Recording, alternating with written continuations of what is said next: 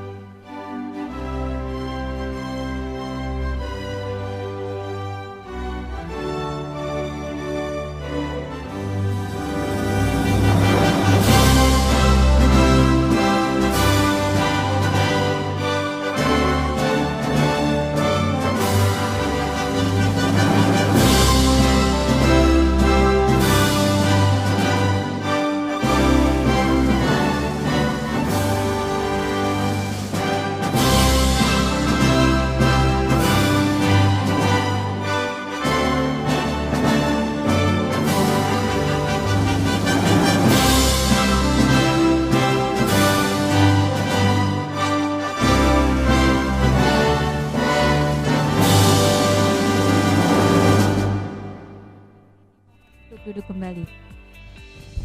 Untuk kelancaran acara kita ini, marilah kita menundukkan kepala dan kita berdoa menurut agama dan kepercayaan kita masing-masing. Berdoa, mulai.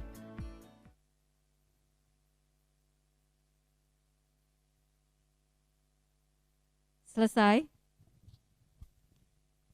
Baik, Bapak Ibu hadirin yang berbahagia, Pak Kosmas hari ini nih yang hadir secara hybrid luar biasa. Sudah hampir betul. Viewers kita hampir 400 orang, Pak. Jadi sudah banyak. Memang kita ini dan akan terus bertambah. Ya, dan akan terus bertambah. Silahkan Pak Kosmas untuk kita memulai acara pada pagi hari ini. Kita akan mulai dengan apresiasi dari seluruh pemangku kepentingan yang ikut berperan aktif di dalam penyusunan buku pedoman desa wisata tahun 2021. Silahkan Pak Kosmas Harefa, Asisten Deputi Pariwisata Berkelanjutan Kementerian Koordinator Bidang Kemaritiman dan Investasi. Dipersilahkan Pak. Baik, terima kasih. Assalamualaikum warahmatullahi wabarakatuh. Salam sejahtera kepada kita semua.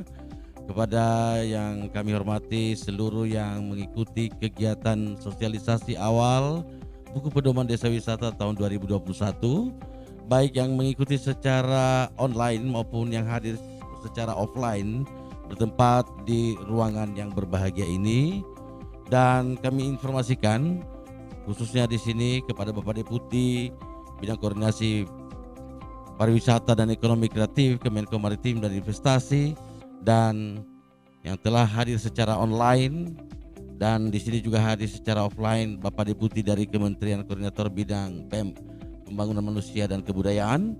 Di sini juga hadir Bapak Direktur Jenderal Pemerintahan Desa dari Kementerian Dalam Negeri. Hadir juga Ibu Rini dari Kementerian Pemberdayaan Perempuan dan Anak. Dan ada Ibu Ria dari Berbangsa Foundation.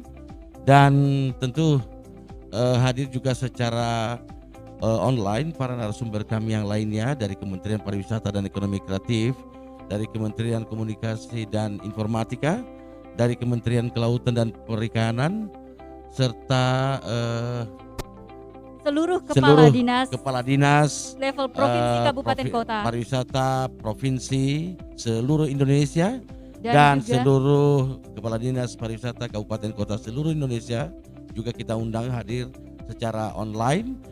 Dan tentu saja seluruh komunitas-komunitas yang selama ini terus-menerus beraktivitas untuk mengembangkan desa wisata. Dan para akademisi tentunya kita undang juga hadir bersama pada kesempatan ini. Dan termasuk para kepala dinas yang membidangi pemberdayaan masyarakat juga desa. Kita undang dari seluruh Indonesia. Kelautan perikanan. Dan kelautan perikanan pasti juga kita undang. Dan kemudian pemberdayaan masyarakat desa. Pasti kita undang semuanya. Terus pemberdayaan perempuan dan anak. Betul. Dan seluruhnya semua. Pak Kosmas. Ya, semua termasuk para kelompok sadar wisata. Ya, betul. Kelompok darwis dari seluruh Indonesia kita undang, mudah-mudahan mereka telah bergabung dengan kita secara online. Baiklah Bapak Ibu yang kami hormati, sebelum kita lanjutkan dengan menampilkan testimoni atau keterangan paparan-paparan dari para narasumber pada kesempatan yang berbahagia ini. Pada kesempatan pertama kami undang Bapak Odo Manuhutu, Deputi Bidang Koordinasi Pariwisata dan Ekonomi Kreatif Kemenko Maritim dan Investasi, untuk memberikan opening speech ya. Kami persilakan Pak Odo.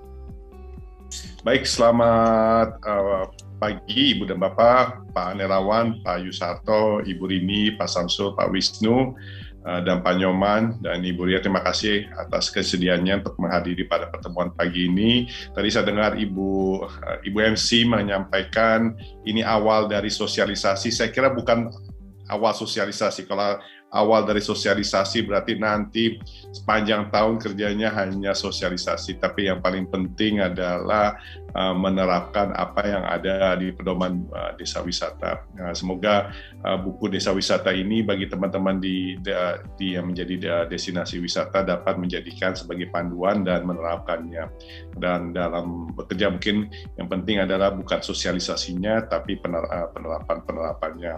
Dan dalam pembangunan desa wisata ini kami dapat masukan dari Pak Nerawan dan Pak Yusranto dan Pak Samsul bahwa penerapan ini ini merupakan bagian dari RPJMN 2020-2024 untuk menargetkan 244 desa wisata terbangun sampai 2024. Saya kira dengan kita kerjasama sinkronisasi antar KL dan juga dengan para pemangku lainnya, baik di pusat dan daerah, kita dapat meningkatkan manfaat desa wisata bagi pembangunan dan juga peningkatan kesejahteraan masyarakat. Dan pengembangan desa wisata ini berdasarkan pada pariwisata berbasis kebudayaan yang akan memberikan dampak positif bagi perekonomian rakyat sejalan dengan Indonesia yang maju dan Indonesia yang berdaulat. Seiring berjalannya waktu terhadap tren, dan kita lihat ini di mana-mana bahwa orang sekarang lebih senang melakukan perjalanan bukan secara grup tapi secara kelompok kecil dan ke desa-desa wisata yang jauh. Seperti sekarang di Jakarta sendiri, sekarang trennya adalah orang melakukan kunjungan ke Sentul, menyusuri sungai, bukit, dan saya kira kekuatan dari desa-desa wisata Indonesia adalah pertama alamnya yang indah, kedua adalah masyarakatnya yang beragam, dan ketiga adalah jenis makanannya yang beragam. Saya kira ini kekuatan dari Indonesia. Nah, harapannya kami, Ibu dan Bapak, Deputi Pak Dirjen, adalah kerjasama antar Kemenko PMK dengan Kemenko Marves, dengan Kemendagri, dengan Kominfo, KKP, PDT, dan Kemenparekraf, serta Kementerian Pemberdayaan Perempuan dan Perlindungan Anak dapat terus terlaksana. Dan saya kira tidak ada satupun bisa bekerja sendiri. Kita harus bekerja secara kompak, masing-masing tentu saja punya institusi, dan ketika kita bekerja sama, tentu saja manfaatnya akan maksimal.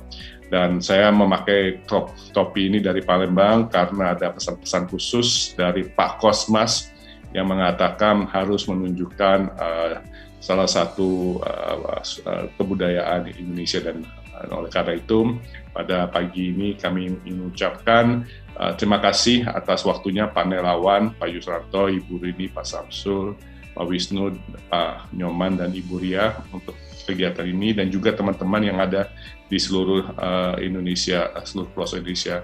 Mari kita jadikan desa-desa 244 desa-desa ini sebagai simpul-simpul pertumbuhan pembangunan yang baru, bukan hanya di kota besar, tapi desa juga bisa memberikan kontribusi yang besar bagi perekonomian Indonesia yang saat ini sedang ditempa oleh pandemi COVID. Mungkin itu aja dari kami. Sekali lagi terima kasih atas waktunya. Semoga buku pedoman desa dapat diterapkan dan bukan hanya disosialisasikan saja. Yang penting adalah penerapannya. Sekali lagi terima kasih.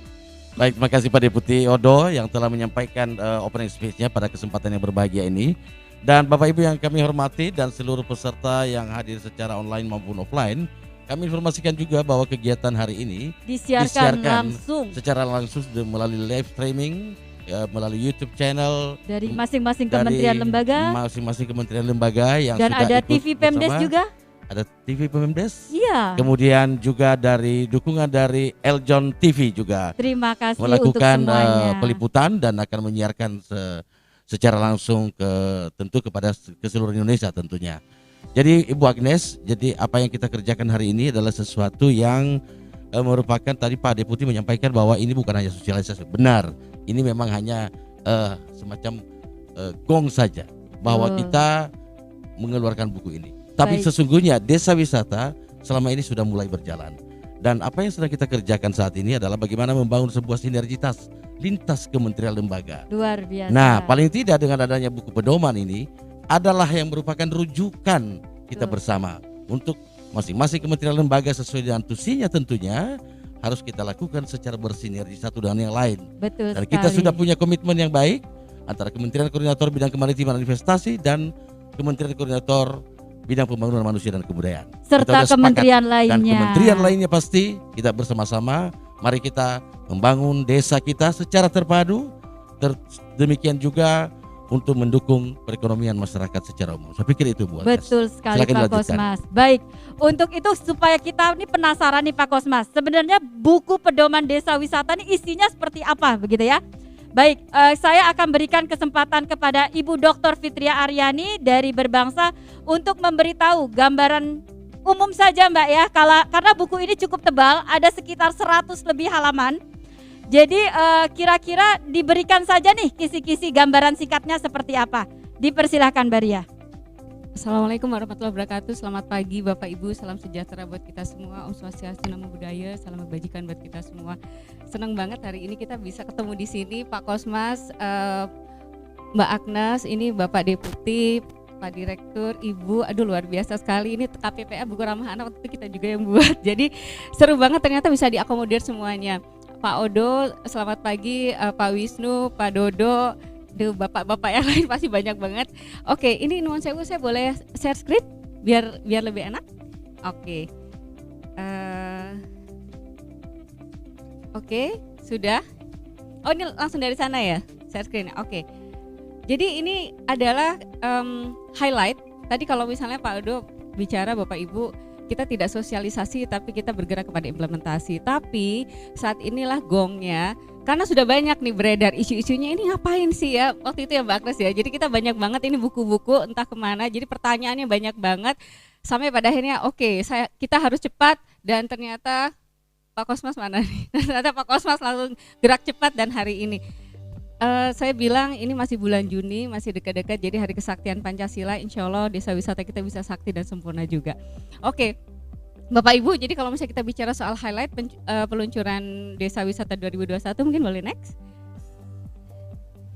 Jadi ini pedoman desa wisata yang baru, dan ini benar-benar kalau misalnya kita ngelihat dari covernya, ada anak, ada kerbau, ada pemandangan alam, dan yang pasti di belakangnya ada banyak banget 8 kementerian yang luar biasa. Saya boleh tepuk tangan buat Bapak Ibu, saya senang banget, luar biasa Bapak Ibu, dan matur nuwun Berbangsa juga diajak berkolaborasi, Mbak Agnes, Pak Kosmas, Pak Odo.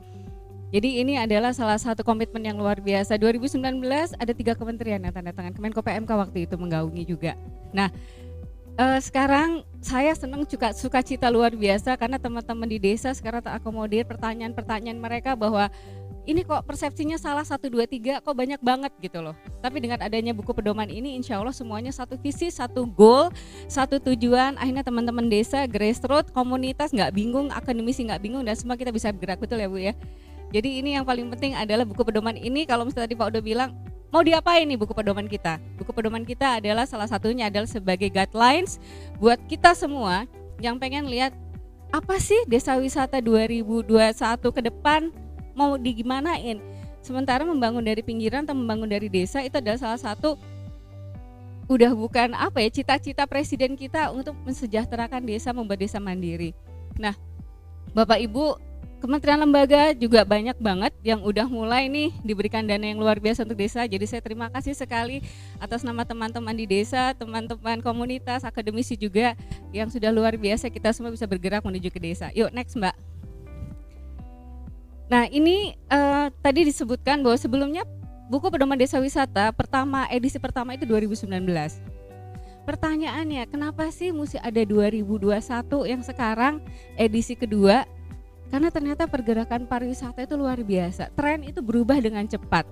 Belum lagi sekarang ternyata dari atas tuh turunannya bahwa desa wisata, ayo kita harus membangun desa, semuanya membangun desa. Jadi udah gak ada 3 kementerian, udah banyak kementerian yang tercampur. Ini malah sebenarnya mungkin banyak juga ya Mbak Agnes ya, kementerian yang juga banyak banget belum dimasukin sebenarnya. Jadi nanti kita gak tahu deh apakah ada lagi perubahannya, tapi yang pasti kita ikutin ini dulu karena 2021 edisi kedua ini desa wisata ini lebih lengkap, lebih komplit dan sangat didukung. Kenapa? Karena yang tanda tangan 8 menteri. Jadi kalau menterinya tanda tangan pasti semuanya mendukung ya Bu ya Pak ya. Benar ya Pak ya? Benar kan ya Pak ya? Jadi itu paling penting tuh, komitmen itu menjadi kata kunci. Karena kalau saya bilang apalah artinya kita pengen membuat sesuatu tapi tidak ada komitmen. Jadi komitmen jadi kata kunci kita. Kenapa buku Desa Wisata Pedoman Desa Wisata 2021 diterbitkan? Supaya kita sama berkomitmen, top down, bottom up, bisa di tengah-tengah, bisa menikah dengan mesra. Mungkin itu ya Bapak Ibu. Yuk next Mbak. Nah, inilah para tokoh-tokoh menteri Benar kan fotonya nggak ada yang salah ya Bapak Ibu ya? Betul. Ini benar semua ya. Jadi ada Pak Muhajir Effendi, ada Pak Luhut, ada Pak Tito, ada Pak Joni, Pak Sakti, Pak Halim atau Gus. Jadi ada Pak Sandiaga Uno dan ada Ibu Gusti Ayu Bintang Darmawati. Jadi inilah tokoh-tokoh menteri-menteri yang sudah berkomitmen untuk sama-sama gandengan tangan, berkolaborasi, berelaborasi bareng-bareng kita mau bangun desa wisata di Indonesia. Yuk next Mbak. Nah ini siapa nih? Yang tadi sudah ada kan Pak Odo udah bicara. Nanti ini ada bapak-bapak di sini juga ada Pak yang akan ada bicara juga. Jadi inilah, mohon ada gambar yang salah mungkin? Nggak ada ya Bapak Ibu ya? Betul semuanya, terima kasih Mbak Agnes. Jadi inilah penanggung jawab atau para deputi-deputi yang luar biasa banget yang sudah mau sama-sama kita stressing out supaya buku pedoman ini jalan bergandengan tangan. Walaupun perjuangannya panjang kali lebar kali tinggi Mbak Agnes ya, Pak Kosmas ya, tapi alhamdulillah semuanya sepakat dan terima kasih pagi ini kita sama-sama berkumpul untuk yang namanya bisa launching buku pedoman desa wisata 2021 edisi kedua. Yuk next Mbak. Nah ini adalah tim penyusun, jadi kita tidak melupakan juga kontributor 2019 tetap kita masukkan karena memang buku ini adalah masih ada juga beberapa yang 2019 yang kita masukkan dan penambahan-penambahannya kontributor-kontributor yang baru kita masukkan juga ya Bapak Ibu ya. Ini sebagai rasa terima kasih kita kepada para kontributor penulis yang memang mau susah payah untuk membuat buku ini. Buku ini sangat-sangat swaklola swadaya, betul ya Mbak Agnes ya. Jadi kita benar-benar karena cinta desa wisata, kita cinta Indonesia, ini benar-benar pro bono Bapak Ibu. Jadi luar biasa, terima kasih sekali saya haturkan kepada Bapak Ibu yang sudah bekerja keras, mau walaupun taktik tekannya juga luar biasa, tapi yang penting adalah sekarang menjadi bagus. Next Bapak Ibu, boleh Mbak? Nah ini daftar isi, jadi kita sebenarnya ada 10 chapter, di mana bab 1 kita bicara soal latar belakang. Kenapa sih mesti desa wisata, kenapa sih buku pedoman ini mesti dibuat. Lalu bab 2 kita bicara konsep dan pendekatan. Jadi pendekatan desa wisata seperti apa baiknya, konsepnya harusnya seperti apa untuk desa wisata Indonesia, jadi pola pikirnya seperti apa. Lalu untuk pengembangan desa wisata, bagaimana mengembangkan desa wisata yang sesuai dengan roh kearifan lokal Indonesia, bagaimana mengembangkan desa wisata Indonesia secara konsep dan secara kesejatiannya yang sangat-sangat community based, top down bottom up, bisa tengah-tengah menikah dengan mesra. Lalu bagaimana sih strategi pengembangan desa wisata di Indonesia? Seperti apa nih kementerian-kementerian lembaga ini gandengan tangannya gimana? Terus desa wisata kita itu termappingnya seperti apa? Lalu gimana cara menyelenggarakan desa wisata? Nah ini related dengan kelembagaan. Karena kadang-kadang kalau kita pengen membuat desa wisata yang profesional, otomatis berarti kita sama-sama harus berpikir bahwa penyelenggaraan desa wisata yang baik dan benar, efisien dan efektif harus didukung oleh semua lini dan semua pihak. Nah, lalu ini masuk nih dari Kominfo, desa wisata digital. Tak luput bahwa 4.0 yang sudah mau masuk ke 5.0, digitalisasi menjadi kata kunci penting. Dan desa wisata pun sudah harus langsung masuk yang namanya digitalisasi masuk desa. Kemandirian desa melalui digitalisasi. Wah sekarang udah banyak banget deh. Orang desa sudah melek teknologi. Apa gunanya punya smartphone bagus atau punya ponsel pintar kalau tidak dipakai untuk pintar? Dan ternyata teman-teman desa wisata Indonesia sekarang sudah mulai pintar untuk menggunakan handphonenya atau ponsel pintarnya untuk membuat sesuatu yang pintar. Jadi kalau mungkin Bapak Ibu sekarang sudah tahu ada website dari desa yang membuat dari desa juga, ada yang namanya sudah masuk ke marketplace, sudah masuk OTA sudah bergabung dengan desa-desa wisata, itu luar biasa banget. Nah inilah efek digitalisasi yang membuat desa wisata kita terkenal. YouTube TV atau YouTube channel banyak banget yang sudah bicara soal desa wisata. Jadi nggak salah, tepat rasanya jika desa wisata menjadi salah satu destinasi unggulan yang memang harus kita upgrade bersama dan kita kroyok bersama-sama. Lalu ada desa wisata bahari ini yang baru dari KKP. Jadi sekarang desa wisata bahari ya Pak ya, benar luar biasa banget. Ternyata kita tuh kan nenek moyangku orang pelaut, jadi emang maritim ya harusnya, benar Bapak Ibu ya. Jadi ini harus kita upgrade banget gitu loh, bahwa nenek moyang kita aja pelaut, tapi masa kita nggak ada sih wisata tentang kelautan gitu kan.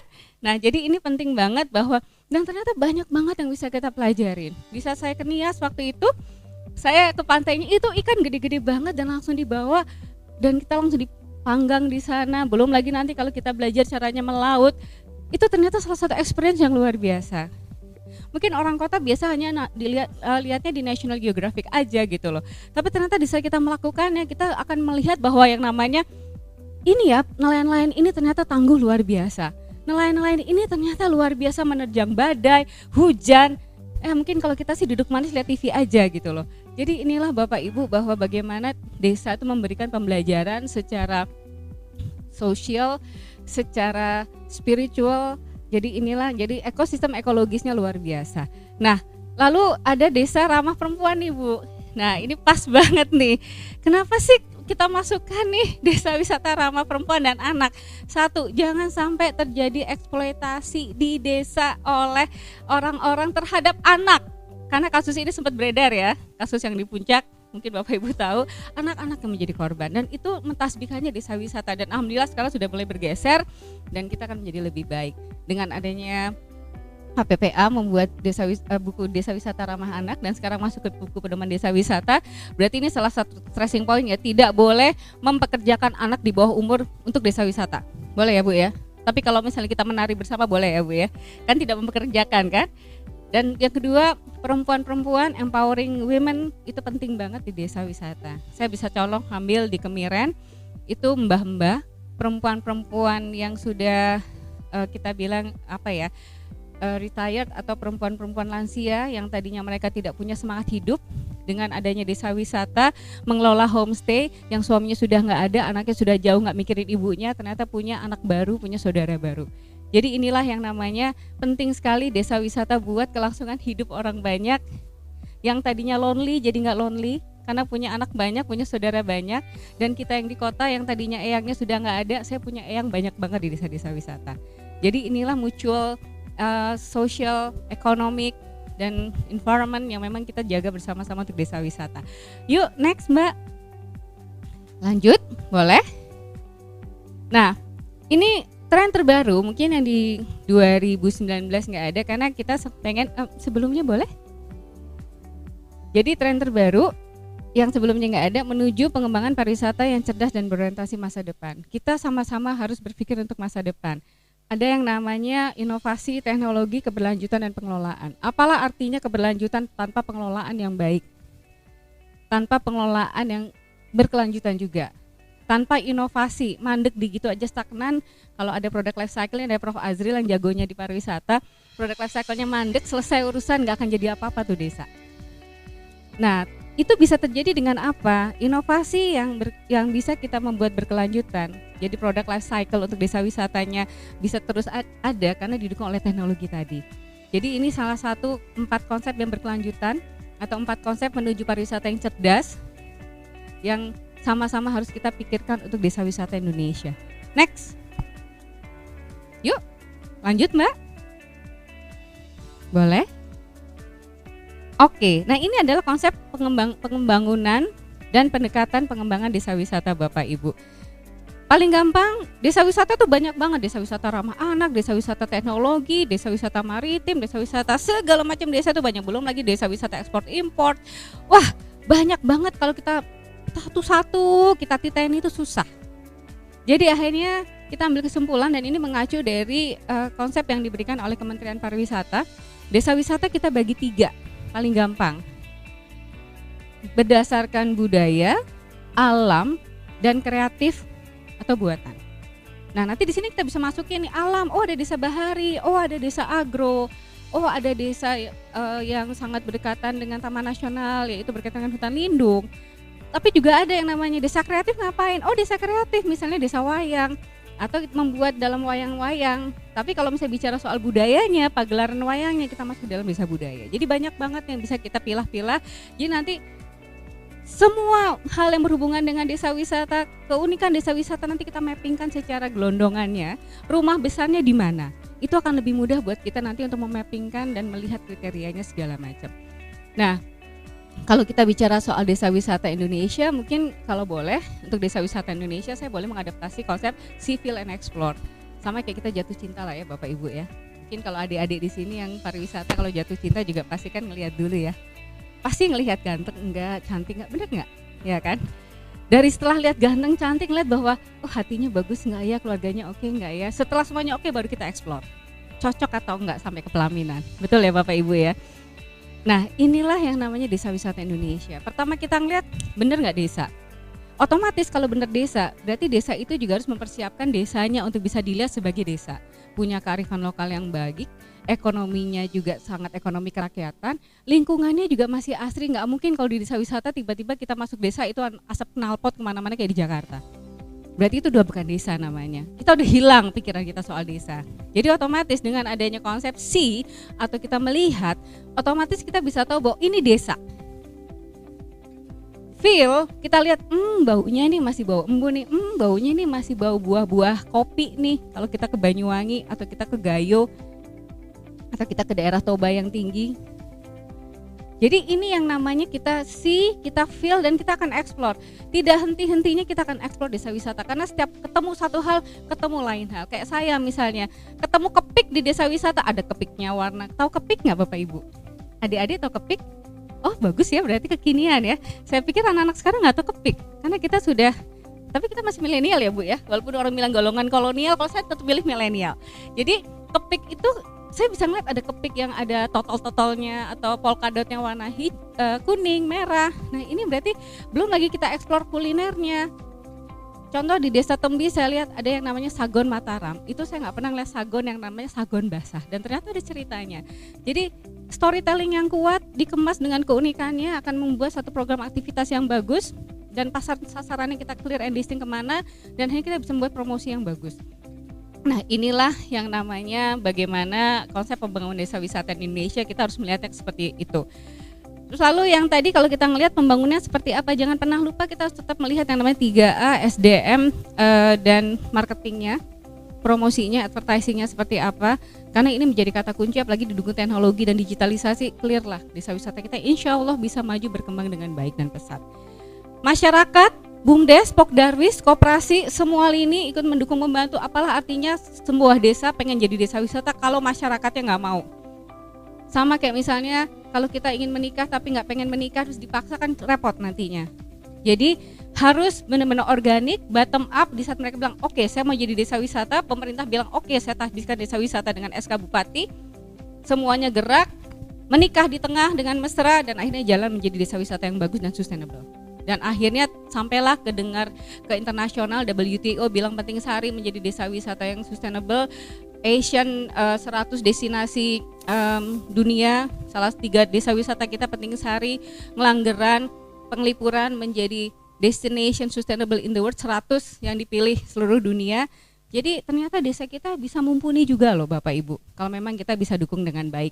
Nah ini ada beberapa, nanti kalau misalnya saya nggak boleh lama-lama, Mbak Agnes sedang lihat-lihat, jadi saya akan cepet aja, nanti silahkan lihat di buku desa wisata yang akan dibagikan. Nah ini menarik, penasaran kan, karena itu ikutanlah mulanya Bapak Ibu, sayang kalau nggak ikut. Next sih Mbak. Oke, boleh lanjut? Loh, oh nggak bisa? Oke, jadi untuk desa buku pedoman desa wisata yang terbaru kita juga memasukkan 8 kriteria CBT, tapi kita plus 1 karena ada digitalisasi. 8 kriteria CBT belum ada digitalisasinya. Jadi kita tambahin 1 sebagai pelengkap untuk mengembangkan desa wisata Indonesia. Nah inilah yang namanya, nanti silakan dibaca ya Bapak Ibu ya. Next please. Nah ini ada 4 prinsip yang mungkin bisa kita lihat juga. Di sini ada yang paling penting, desa wisata kita harus economic visible. Benar-benar harus yang dia benar-benar sangat bisa berputar, ekonominya sangat-sangat bisa kerakyatan, ekonominya itu benar-benar bisa untuk desa, dari desa dan oleh desa juga. Dan paling penting adalah environment-nya juga terjaga, ekosistemnya bagus, secara ekologisnya bagus, semuanya sangat-sangat menjaga hal-hal seperti itu. Dan socially acceptable juga yang paling penting adalah ini benar-benar desa wisata sebagai social encounter, sebagai yang namanya kita belajar tentang budaya satu sama lain, sebagai kita yang preservation the culture atau kita preservasi budaya, konservasi dan segala macam. Jadi inilah namanya yang tanpa, dan akhirnya didukung dengan satu technological appropriate. Jadi dengan teknologi tepat guna akan menjadikan desa wisata Indonesia sangat mumpuni, sangat luar biasa. Dan satu lagi, ini yang namanya ada strategi rumusan 3C. Jadi komitmen tadi kita sampaikan, Menteri sudah komitmen, Presiden nggak usah ditanya, komitmennya memang sudah ada tuh. bahwa programnya adalah menciptakan kemandirian desa atau melalui desa. Nah, ini juga sama. Menteri-menterinya sudah komitmen, kepala daerahnya pasti komitmen, kepala dinasnya komitmen, bupatinya komitmen, camatnya komitmen, dan kepala desa semuanya komitmen, semua lininya. Akhirnya lah dari lini atas ke bawah kita bisa bertemu dan kita bisa mesra. Oke, kayaknya kalau kita mengulas lebih lanjut 180 halaman gak cukup. Oke, kita next aja. Kita ini jadi ini rumusan 3C, nanti kita tinggal baca ya Bapak Ibu ya. Oke, next yuk Mbak. Nah, ini penetapan desa wisata seperti apa, silakan dibaca Bapak Ibu. Ini kan di Zoom juga kelihatan ya. Yang paling penting adalah harus clear and distinct, semua lini masyarakat harus musyawarah dulu. Next please. Nah, ini klasifikasinya 1, 2, 3, 4, yaitu adalah rintisan berkembang maju dan mandiri. Kenapa? Silahkan dibaca di desa wisata bukunya. Next please. Oke, yang paling penting adalah tidak ada di buku sebelumnya ada desa wisata sebagai ekosistem, yaitu desa wisata sebagai ekosistem dari atraksi, amenitas, aksesibilitas, aktivitas dan SDM unggul menjadi satu, membuat satu kesatuan ekosistem desa wisata yang efisien, baik dan insya Allah bermanfaat untuk semua masyarakat. Next please. Ayo. Oke, jadi ini branding, advertising, and selling ini di buku ini juga dijelaskan atau disampaikan, diceritakan bagaimana mempromosikan desa wisata agar benar-benar desa wisata kita mempunyai kekuatan cerita yang luar biasa, keunikan yang luar biasa dan bisa diterima oleh tidak hanya masyarakat Indonesia tapi juga luar Indonesia. Next, yuk. Nah, ini saya mau cerita kelembagaan desa wisata. Di sebelumnya sudah ada, cuman pengen clear and distinct lagi, penjelasannya lebih clear and distinct lagi, dan pendanaannya juga ada jelas, BUMDesnya juga ada jelas ceritanya di sini dari Kementerian Desa sudah sangat bantu. Nah, ini Desa Perempuan dan Ramah Anak yang terbaru juga di buku pedoman kita. Terima kasih. Lalu next juga Bahari Desa juga Bahari. Ada juga, dan yang paling penting sekarang next Desa lagi digital. Ini Kementerian Desa bicara soal sustainable goals dan tentang yang namanya ada permennya segala macam. Permen desanya sudah clear and distinct juga, jadi sudah ada dituangkan. Jadi kalau ada pertanyaan dari teman-teman di desa, ini ada keputusan atau ada peraturannya? Ada. Jadi nggak usah ragu, nggak usah sungkan untuk membangun desa wisata. Yuk next, cepet banget from zero to hero di desa, di buku ini yang sebelumnya nggak ada. Saya udah kayak jualan nih. Jadi ini adalah benar-benar tentang hero-hero yang mereka from scratch, from zero to hero membangun desa wisata Indonesia sampai terkenal nggak hanya di Indonesia, di Asia tapi juga di seluruh dunia. Next please. Matur nuwun, terima kasih Bapak Ibu. Baik, terima kasih Mbak Ria. Kita beri aplaus untuk Mbak Ria. Memang Mbak Ria nggak akan cukup waktu untuk kita membahas karena luar biasa buku ini. Itulah makanya Mbak Ria biar kita kepo seperti apa nanti dibaca lebih detail. Selamat datang di acara sosialisasi awal buku pedoman Desa Wisata 2021. Acara ini diselenggarakan oleh Kementerian Koordinator Bidang Kemaritiman dan Investasi. Halo sahabat Eljon, Indonesia mempunyai pesona alam dan juga keberagaman budaya yang sangat luar biasa. Mari bersama-sama kita mensukseskan penyelenggaraan desa wisata yang ada di Indonesia. Dari desa mendunia. Saya Afida Salsabila, Putri Pariwisata Nusantara tahun 2021.